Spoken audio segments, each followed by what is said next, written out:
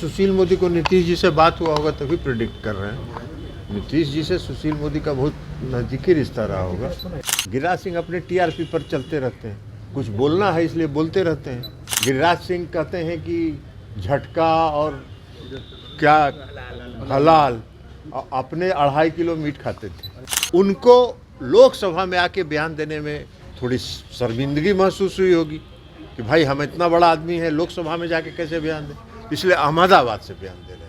नमस्कार, मेरा नाम आलोक है। आप लाइव स्ट्रीम देख रहे हैं। जेडीयू के राष्ट्रीय अध्यक्ष ललन सिंह ने एक बार फिर से प्रधानमंत्री नरेंद्र मोदी और अमित शाह पर हुंकार भरी है।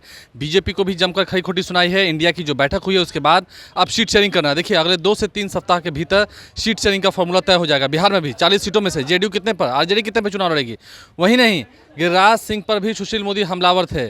और क्या पूर्व उप मुख्यमंत्री सुशील मोदी की बात अभी भी नीतीश कुमार से होती है? ललन सिंह जेडीयू के राष्ट्रीय अध्यक्ष हैं, क्या कुछ कह रहे हैं, जरा सुनिए। सुशील मोदी को नीतीश जी से बात हुआ होगा तभी प्रेडिक्ट कर रहे हैं। नीतीश जी से सुशील मोदी का बहुत नज़दीकी रिश्ता रहा होगा। नीतीश जी का बात भी सुशील मोदी जान रहे हैं। सर, इंडिया की बैठक के बाद कहा जा रहा है कि सब कुछ ऑल इज वेल नहीं है आप लोग में। ऑल इज वेल जो कह रहे हैं वो ज्योतिष नहीं है।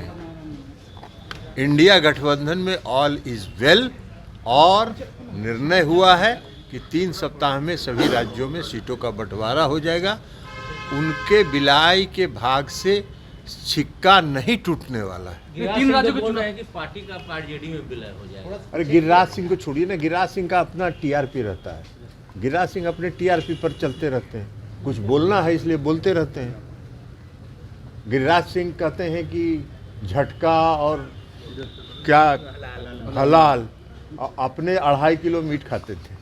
तो 2.5 किलो मीट जो खाते थे वो कहाँ से खिलाते थे? झटका वाला के हाथ बाजारे से मंगवाते थे। तो गिरिराज सिंह का टीआरपी है, कुछ बोलते रहते हैं। उनकी बात को बहुत गंभीरता से नहीं लेना। मल्लिकार्जुन खड़गे का नाम सर ममता बनर्जी ने आगे किया था, क्या इसको कुछ पता नहीं, ये आपको मालूम होगा कि किसने आगे किया था। आपसे बात हुई होगी ममता बनर्जी को, हम लोग तो नहीं जानते, क्योंकि जो फैसला अगर होता तो आपको बताया जाता। तो ऐसा कुछ फैसला तो हुआ नहीं। तो अब ममता बनर्जी अगर स्पेशली आपसे बात की होंगी तो वो आपको बताएंगे। बीजेपी कल दिल्ली 3 राज्यों में जो चुनाव के नतीजे हैं उससे उनका मनोबल बहुत हाई है। क्या? 3 राज्यों में जो चुनाव के नतीजे आए हैं वो कह रहे हैं कि जनता उनका मनोबल हाई है, इसीलिए ना लोकतंत्र की हत्या कर रहे हैं। पूरा लोकतंत्र का धज्जी उड़ा दिए। लोकतंत्र का मतलब क्या होता है? लोकतंत्र का मतलब होता है पक्ष और विपक्ष। विपक्ष मांग कर रहा है कि भाई संसद में जो 2 व्यक्ति अनधिकृत रूप से घुसे उसके बारे में देश के माननीय गृह मंत्री जी सदन में आके जवाब दें। देश के गृह मंत्री उसी सदन के सदस्य भी हैं। लोकतंत्र में सरकार सदन के और के प्रति उत्तरदायी होता है। उनको लोकसभा में आके बयान देने में थोड़ी शर्मिंदगी महसूस हुई होगी कि भाई हम इतना बड़ा आदमी है, लोकसभा में जाके कैसे बयान दें, इसलिए अहमदाबाद से बयान दे रहे हैं।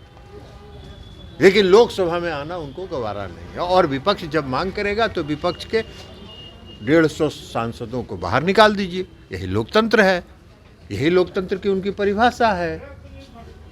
तो अब उनके लोकतंत्र की परिभाषा है तो क्या करिएगा? ऐसा मन जो बढ़ा है उसी का न कारण है। लेकिन इस देश की जनता लोकतंत्र प्रेमी है। इस देश की जनता लोकतंत्र में विश्वास करती है, तानाशाही में विश्वास नहीं करती। और ये लोग तानाशाही रवैया अपना रहे हैं।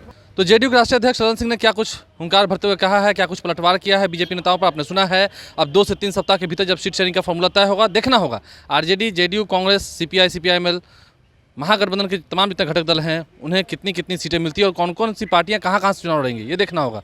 ललन सिंह हमलावर थे बीजेपी पर, बीजेपी के केंद्रीय नेतृत्व पर। आपने सुना है। हमारे चैनल को सब्सक्राइब कर लें, साथ साथ फेसबुक पेज भी लाइक करें। धन्यवाद।